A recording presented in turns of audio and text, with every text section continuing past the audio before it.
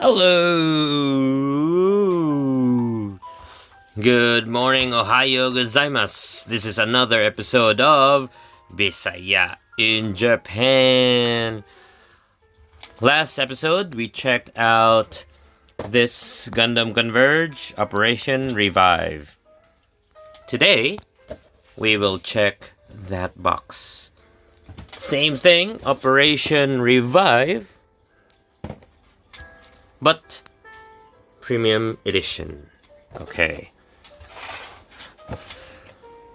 For your information, ang nakalahian ni is ang weapons ra gyud. Wala na lain. Same everything except sa weapons maura. So, ate, tanawon. Muna sa top. Double fin ang kanang usa kay dili. Sanad. Ang layo. Mo ni ang katong premium. Wa kay kausaban no. Kani kay bazooka. Okay. Weapons kani kay katong beam gatling gun. And ang jegan kay bazooka. Ano kasuot? Bazooka kani kay rifle man. Oh. Sa ubos ano. Kita niyo. Maura, a difference. Okay. Right, Bisaya in Japan. Don't forget to like and subscribe. Let's open this box.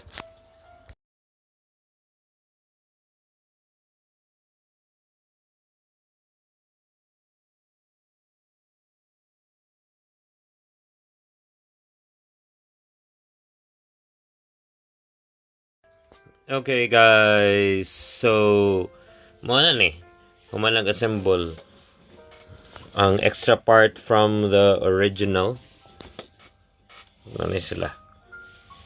Ang original part kaya nara ang butang sa sahog. Oh, one thing to note di ay ang kani siya High-V Gundam. Wa siya premium part. Only the 5 other mobile suits. But kani siya wala. Same sa original. Let me get my original. So, muning original, muning premium. Premium nasa right. Okay, let's do it like this para klaro. No. Same. And then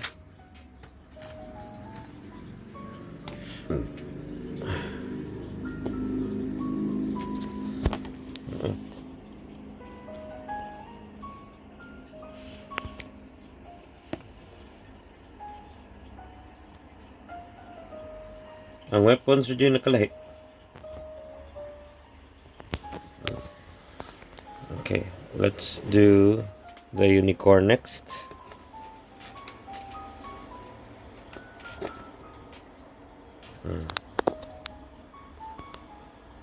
So unicorn kay beam gatling. Okay. Yeah, tayo ulit. Next, ang Jigan. Ang Jigan may nindot sa tanano, may bazooka. Badass. Alright. And Yakushiki. Again, ang premium manang nasa right. Kani yung bazooka maglain man nipis kayo. Oh, ang akong pinakaganahan ani na premium set, the double fin.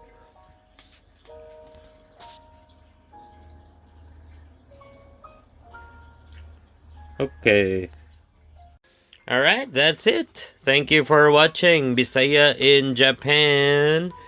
The Gundam Converge one. Ano ko'y bago. Abli na tanan boxes.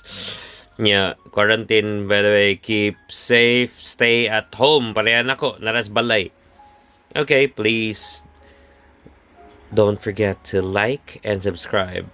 Bye-bye! Bisaya in Japan! Kaon sa ko kay lunchtime na. Bye-bye!